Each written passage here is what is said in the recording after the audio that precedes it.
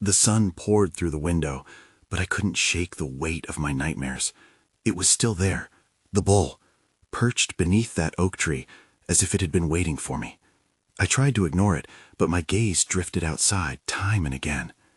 Despite the heat, I ventured out to the barn. Each step felt like a betrayal to my own instincts, pressing me to turn back toward the house. Still, I needed to check on my cows. They had become an extension of my unease, more trance-like each day, gathering near the oak as if drawn by a magnet. I grabbed a bucket for water, forcing myself to focus. Halfway to the barn, I stopped short. A glimmer caught my eye, something in the nearby field. It was the twisted remains of a broken fence post, but there was something odd about it. As I trekked closer, I noticed more than just shards of wood. There were tracks, deep impressions leading from the woods to where the bull stood.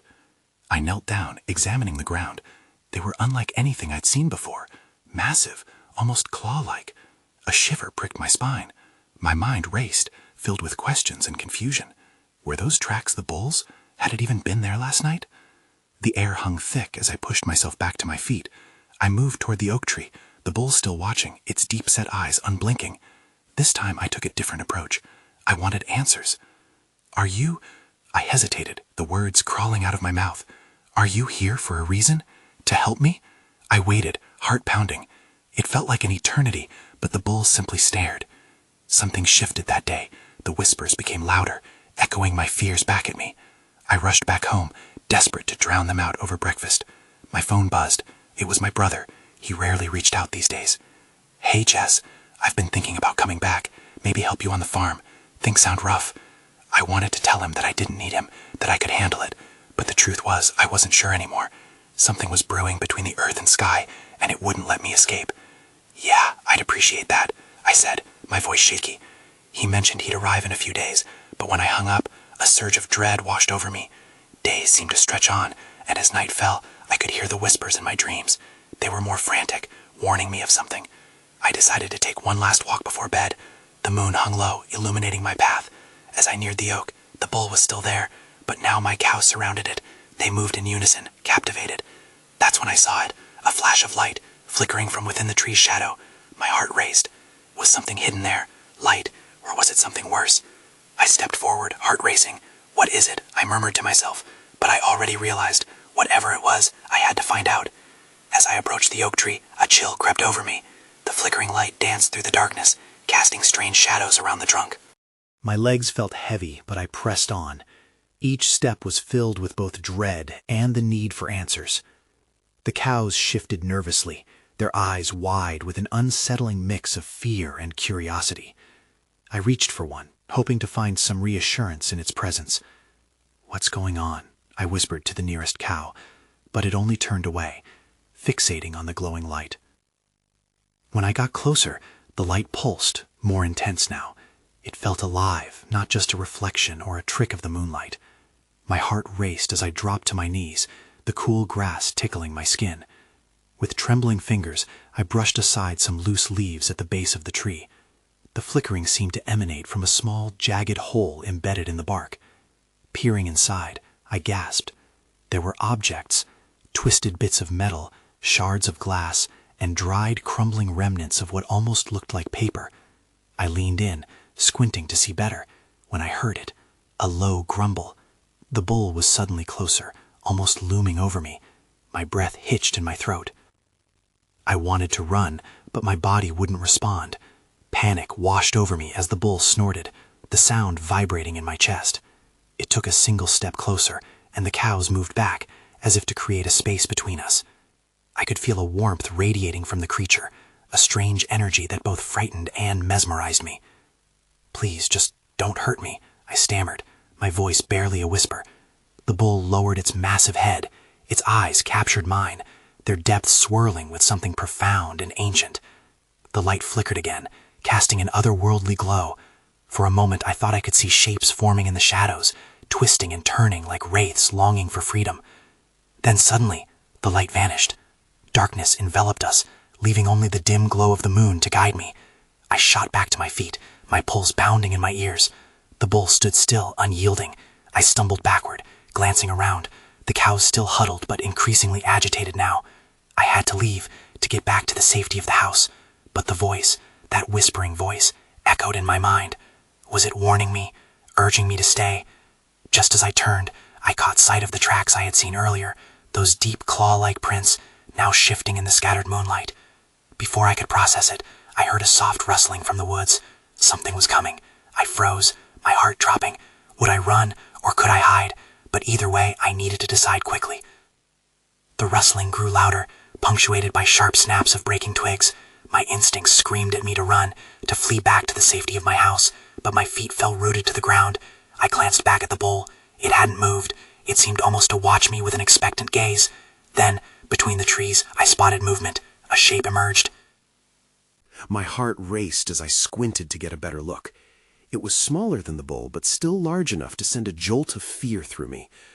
A wolf? No, it didn't seem quite right. Whatever it was, it slinked closer, low to the ground, eyes glinting in the moonlight. I took a step back, and the bull shifted. It let out a low grunt that echoed in the chilling silence. The gathering darkness seemed to draw closer, wrapping around me. I felt an overwhelming need to act. With a quick glance at the direction of the house, I decided to hide. I darted behind the oak tree, hoping it would mask my movement. Pressing against the rough bark, I tried to control my breathing. I could hear the creature now, its footsteps soft but deliberate, brushing through the leaves. I felt the weight of my fear tugging at my every sense. The light had vanished, but I could still feel that lingering energy from the bull. What was happening? Suddenly, the creature froze, and then a low growl cut through the night. The bull stood tall, its presence commanding. I risked a glance around the trunk. The wolf-like figure had stopped, cautiously observing the bull. They were staring each other down. My heart thudded in my chest, a reminder that I was still there, watching from my hiding place. A moment passed where everything felt suspended, and I wondered if this standoff would end in a clash or something worse. Then, without warning, the wolf lunged forward, teeth bared. The bull responded, charging, its powerful frame a dark silhouette against the moonlight. I flinched, a surge of panic forcing me to retreat deeper behind the oak. The sounds of confrontation erupted, the crack of hooves against earth, snarls of the wolf, and the sharp cries from the cows now frantically grazing in the distance. In the chaos, I caught sight of the jagged hole in the tree one more time. The items inside flickered, the glow returning, but this time it felt different, urgent, almost as if it was calling me. That pull intensified. With the distraction of the fight drawing both creatures away from my hiding place, I found myself inching back toward the tree. I reached in, wanting to know the source of that pulse. Just as my fingers brushed against something cold, a violent crash erupted. The bull had thrown the wolf aside, but the creature recoiled and sprang to its feet, snarling even louder. The face-off became more desperate, and I knew I couldn't linger here.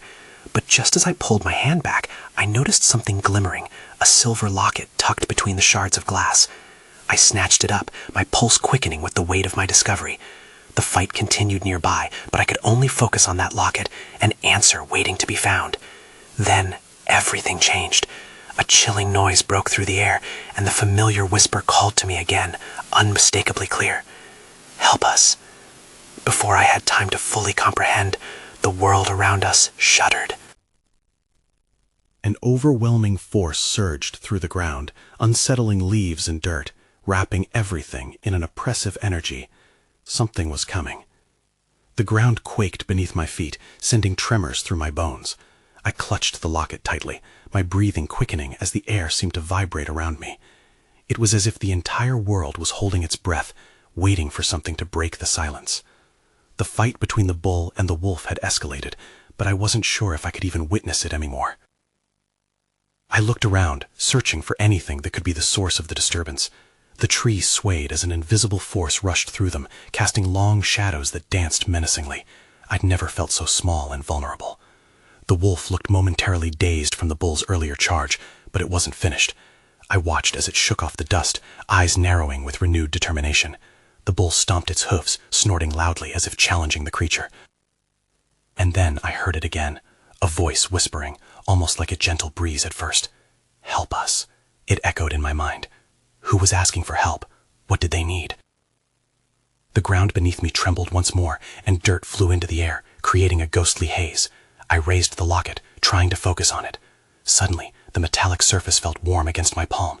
A sense of purpose flooded through me, as if it wanted to guide me. The wolf lunged again, this time catching the bull off guard. They collided in a tangle of fur and muscle, growling and roaring, while the cows continued to scatter, their frightened mooing ringing painfully in my ears. Somewhere deeper in the woods, I thought I heard a faint rustling, another presence watching us. I needed to act. With a racing heart, I took a step toward the bull, feeling an inexplicable connection to the situation. "Stop!" I shouted, though I wasn't sure if the creatures could understand me. My voice felt small against the chaos. For a brief moment, the fight paused. Both the bull and the wolf turned to me. I could feel the weight of their gazes. The energy crackled in the air. "Help us!" The voice in my mind grew louder, more demanding. It wasn't just a plea anymore. It felt urgent. I clenched the locket tightly, willing myself to understand its significance. Suddenly, from the shadows behind the trees, a figure emerged, my breath caught, my eyes widening. It was a man, wild-eyed, with dirt on his face and leaves tangled in his hair. He staggered toward me, desperation etched in every feature. "Please," he gasped, "you have to control them. You're the only one who can." Before I could react, the ground trembled violently again. The battle resumed with renewed ferocity, the bull and wolf locked in a deadly dance. For a heartbeat, I felt lost. How could I help anyone at this moment? But then, I had the locket. I could feel its power. The man's voice cut through my panic. "Use it. It's your only chance." With no time to waste, I focused on the locket, hoping to channel whatever energy was coursing through me. I took a step closer to the fray, heart pounding. That's when I saw it, light pouring from the locket, illuminating the darkness of the night and wrapping around the two animals. Would it work? I had to find out. The light from the locket swirled around the bull and the wolf, pulsing like a heartbeat. I felt a surge of warmth rush through me, as though the locket was connecting me to something far greater than myself. I didn't know how to control it, but I knew I had to try. "Please," I whispered, hoping the energy would carry my wish. "Stop this fighting!" The words hung in the air, barely above a breeze, but the glow intensified. For a moment, it was as if time paused. The bull's furious eyes softened, and the wolf hesitated, its muscles taut, ready to spring, but somehow lulled. They both seemed caught in the light's embrace, confused by its warmth. "Focus!" The man's voice echoed in my mind. He had come closer now, shadowing me. I could see the desperation etched deeper on his face. "You must connect with them, feel their pain, understand what they want." I closed my eyes, letting the locket's energy fill my being. Images flooded my mind. The bull standing pridefully in a field, the wolf prowling protectively nearby. But I also sensed the undercurrent of violence, the instinct to fight, the hunger for dominance. The air crackled with tension as I struggled to connect, racking my mind for some deeper understanding. Suddenly, the locket's light flickered, and I gasped as a vision hit me. The bull was not just an animal, it was a guardian of the fields, and the wolf, fierce as it was, had encroached upon its territory. Both needed to protect their realm, but they were blindly driven by instinct. "Stop!" I cried again, but this time my voice was stronger. "You don't have to fight." The locket pulsed in tune with my heartbeat. A hum filled the air around us. Slowly, the bull lowered its heavy head, nostrils flaring as it caught a new scent. The wolf shifted too, its gaze darting away from aggression, almost as if it was asking what I could offer. But just then, from the shadows, another sound broke through. The rustling grew louder, and I turned my head just in time to see a group of dark shapes emerging, moving stealthily behind the trees. My heart raced. Who were they? More trouble? The wild-eyed man said fearfully, his gaze drawn toward the newcomers as I felt the energy in the locket waver. I was still trying to calm the bull and wolf, and now this? I had to hold it together. Before I could respond, the figures burst from the thicket, and I blinked in disbelief. They were more men, similar in appearance to the wild-eyed one, but dressed sharply, a stark contrast to the chaos surrounding us. If anything, they looked like they meant to control it. "Ben," one shouted urgently, "we've been looking for you. Stay away from that girl." Their voices were laced with authority, slicing through the tension like a blade. My gut churned with confusion. Who were they? What did they know? The bull snorted, the wolf remained wary, and I felt the power of the locket shift within my grasp as I stood frozen, trapped between two worlds, one of primal instinct and the other veiled in shadows and piercing commands. Everything felt precarious, and just as I steeled myself to tell them I wasn't leaving, the ground trembled violently once again.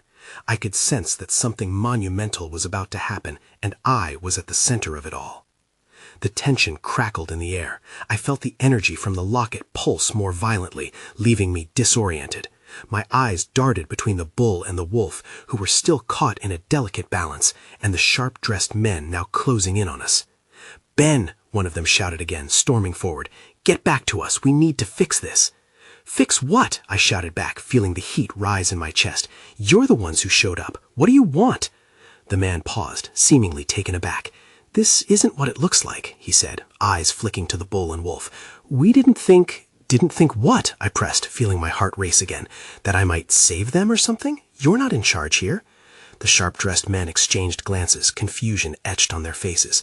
I felt a pang of worry for Ben, but anger drove me to stay put. Suddenly, the bull let out a deep grunt, snapping me back to reality. The wolf took a step back, recognizing the rising danger as the earth shook beneath us. I held onto the locket, its warmth now an urgent signal that something was wrong. "No!" I shouted, grounding myself against the energy swirling around us. "We can't let this happen." I reached forward, feeling drawn to the bull. "You're not alone," I whispered, and the light flickered. The bull's expression changed. The defiance in its eyes softened as it sensed my empathy. The wolf began to lower its stance too, as if realizing I was no threat. But the sharp-dressed men were moving closer, and the urgency in their voices rose. "We need him safe," another man barked. "Get away!" Then, out of the corner of my eye, I spotted something flickering in the trees behind them. A shadow, darker than the night, twisted and morphed, pooling around the men like smoke. My instincts screamed at me as I took a step back, unsure whether to keep trying to unify the animals or run from the potential danger. "Look out!" I yelled, but before I could grab Ben's arm, the shadow lunged toward the men. It was chaotic. No one knew what to do. The bull and wolf flared with agitated energy, caught in a tug-of-war of instincts and instincts. The earth trembled, and the locket glowed fiercely, casting everything in surreal light. I felt a sharp jolt of fear, but I couldn't run. I had to do something. My head spun, trying to process everything. "Ben!" I shouted again, but my voice barely broke through the cacophony. The shadow closed in, and it was then that I realized I wasn't just trying to calm the bull and the wolf. I had to protect us all. "Stay strong together," I said, lifting the locket high. "We're in this fight for a reason." With one last defensive cry, I faced the dark shape as it reached for Ben, and to my surprise, my body surged forward on instinct. I felt the locket's energy aligning with me, like it was channeling strength I hadn't known I possessed. Then everything exploded into chaos as the shadow lunged, the world darkening around us. In that moment, I realized I was stepping into an unknown fight, and I knew it wasn't just about saving the animals anymore. I had to uncover the truth about why they were all being drawn here, and I was determined to figure it out before it was too late. I stumbled forward, adrenaline flooding my veins. The shadow swirled, thick and suffocating. It reached out like a living thing, tendrils writhing in all directions. I could feel the terror of the sharp-dressed men. It was palpable, almost as strong as my own. "Ben!" I screamed again, but my voice got lost in the growing chaos. That's when I heard a shrill cry echoing from the direction of the forest. It was unlike anything I'd ever heard. The bull charged. The wolf followed suit, darting forward with unexpected agility. Their instincts kicked in, fueled by urgency, and I instinctively stepped back. I didn't want to be in their way. The sharp-dressed men shouted over each other as they scrambled away from the shadow. I caught Ben's eye, and for a heartbeat, I felt a sense of connection. In the midst of the chaos, I yelled, "Stay close," hoping he'd hear me. But the shadow swelled, and the air felt charged. It wasn't just looking for Ben. It wanted something. The brightness from the locket intensified, forcing me to shield my eyes. I knew this energy was fighting for us, yet I felt the weight of fear pressing down on my chest. Suddenly, the ground erupted beneath us. I stumbled, nearly losing my footing. The locket burned fiercely against my skin, and in that instant, the shadows shifted. The dark tendrils swirled, revealing glimpses of something lurking inside them, faces contorted with anguish and rage. It was like looking into a nightmare. "Get out of there," one of the sharp-dressed men barked, pulling the others back. But his warning was lost on the bull, who stood his ground, horns lowered. The wolf mirrored the bull's gesture, protective yet wary, as if they sensed something greater in the dark. If I hadn't raised my hand toward the locket, I might have missed it. An intense wave washed over me, the air thrumming with energy. It spoke to me, a melody of power. For a split second, I felt a connection to something bigger, like the locket was trying to guide me on what to do next. And that was when I made my choice. We need to push it back. I yelled above the din, trying to rally the bull and the wolf. They seemed to understand my urgency, and we all faced the shadow together. Then everything went dark. The light from the locket flickered, plunging us into something terrifyingly close to night. I felt a pang of loneliness, a sensation that said whatever was surrounding me was alive and curious. Ben! My heart raced. I couldn't tell if he was near or far. But in that instant I caught sight of a glimmer. The locket surged with energy, illuminating a path through the darkness. I couldn't see what it was leading to, but there was no way I could back down now. Not when I could feel the shadows threatening to overtake us. With Ben, hopefully, behind me, and the bull and wolf standing firm, I took a step forward, ready to confront whatever was hidden in that dark abyss. Whatever twisted thing lingered there, I needed to understand it. I had to uncover the truth, even if it meant diving into the unknown. And then I saw it, a figure, half-formed, crouched at the edge of the light. It stared back at me, eyes full of intentions I couldn't read. What was this thing? I had no more time to think. The moment hung suspended in the air, waiting. I felt the locket vibrate against my skin, and I stepped into the light. This was just the beginning. The figure stepped closer, emerging from the shadows. It was broader than a man, but humanoid enough to be troubling. I could barely make out its features. Dark skin, mottled and shifting, like a living shadow. My heart pounded harder. Each step I took toward it felt like a challenge. "Are you real?" I stammered, unsure if I wanted it to answer. The bull and the wolf held their ground beside me, their muscles tense and alert. Then it spoke. Its voice was low and resonant, like the echo of forgotten whispers. "You dare intrude upon the realm of the lost." I took a step back, confusion battling with fear. "I don't want to intrude. We're just trying to—" I faltered, glancing at my companions, who seemed just as bewildered as I was. But I had to find my courage. "We need to know what you want." The shadowy figure straightened, towering over me. "What I want is of no consequence," it said, almost dismissively. "What lies within you is what matters." Suddenly the air thickened. I felt the locket grow warm, radiating intensity that made my skin tingle. "What lies within me?" I whispered, uncertainty creeping in. Was it referring to my fear? My hope? The figure started to dissolve, almost like smoke. "You must choose, Lost One," it intoned, fading in and out of focus, as if the mere act of understanding was pushing it away. "One path leads to the embrace of shadows. The other requires sacrifice." I felt the weight of his words settling on my chest. Sacrifice. What did that even mean? My gaze darted to the locket, its golden light now dancing erratically. The bull and the wolf shifted, sensing my turmoil. "Ben!" I shouted, desperation coating my voice. "Where are you?" Before I could wrap my thoughts around my fear, the ground quaked again. A rift opened beneath us, hot and furious. I stumbled, grabbing onto the bull's sturdy shoulder to keep my balance. "Stay," I commanded, unsure whether I was talking to the animals or myself. Then I saw it again, the glimmer of the locket, revealing strange symbols swirling down the chasm. They seemed to pulse, weaving in and out like living things. A realization washed over me. The symbols were guiding me, urging me to choose. The shadow figure had closed its eyes, as if waiting for my decision. "Time runs thin," it murmured, voice vibrating through the chaos around us. My heart raced, pounding out a rhythm of urgency.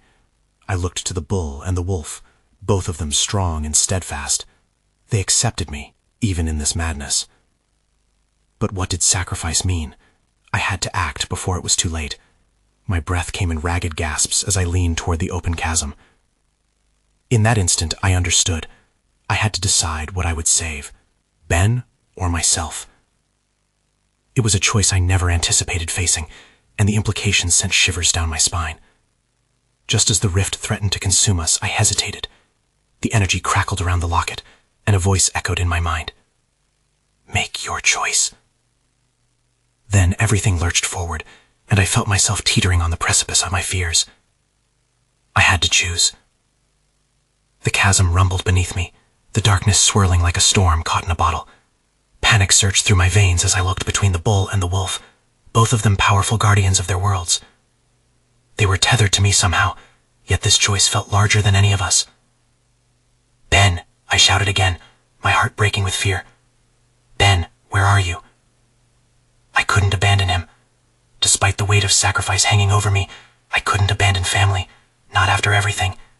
The thought of losing him, being left alone with the shadows, sent another wave of urgency crashing against my mind.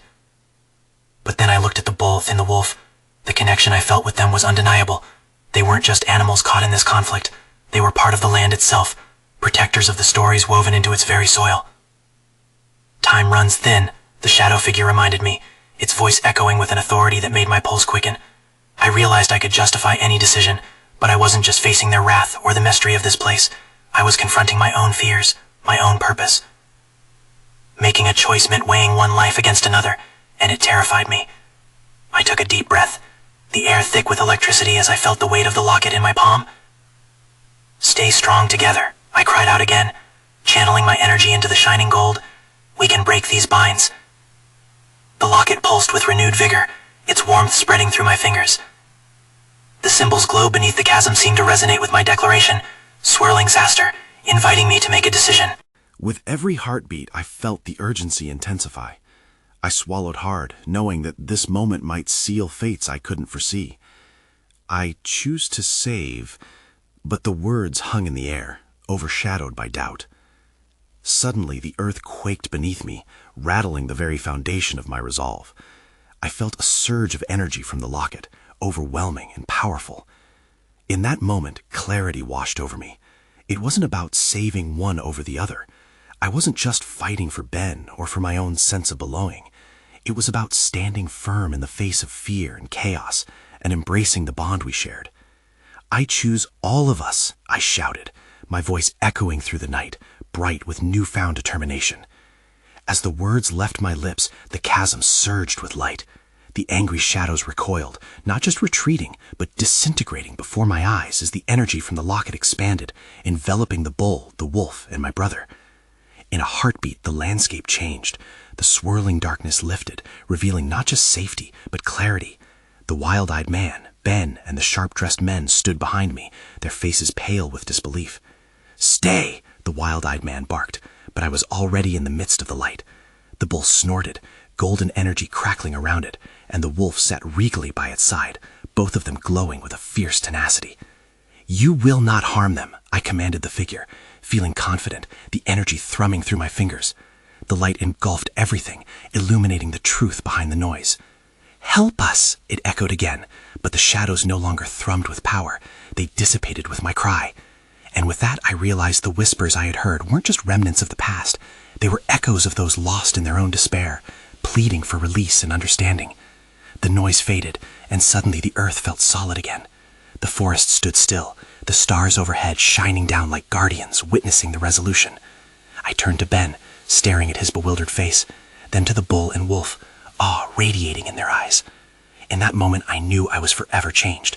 The farm, the legacy, the supernatural bond that had revealed itself, all of it would surely intertwine with the choices I made next. But the shadow still lingered, just beyond the brightness. Questions bubbled up in my mind, unfulfilled.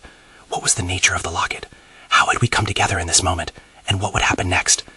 As I considered the possibilities, I took a step back and held on to both hope and uncertainty, knowing my journey was far from over. But as the whispers faded, I felt a different kind of energy, a beat that was mine, intertwining with the land around me, a connection that hinted at renewal. I moved forward, a path ahead, unsure yet unafraid of the shadows that remained. I knew that whatever came next, I was no longer alone. I had chosen.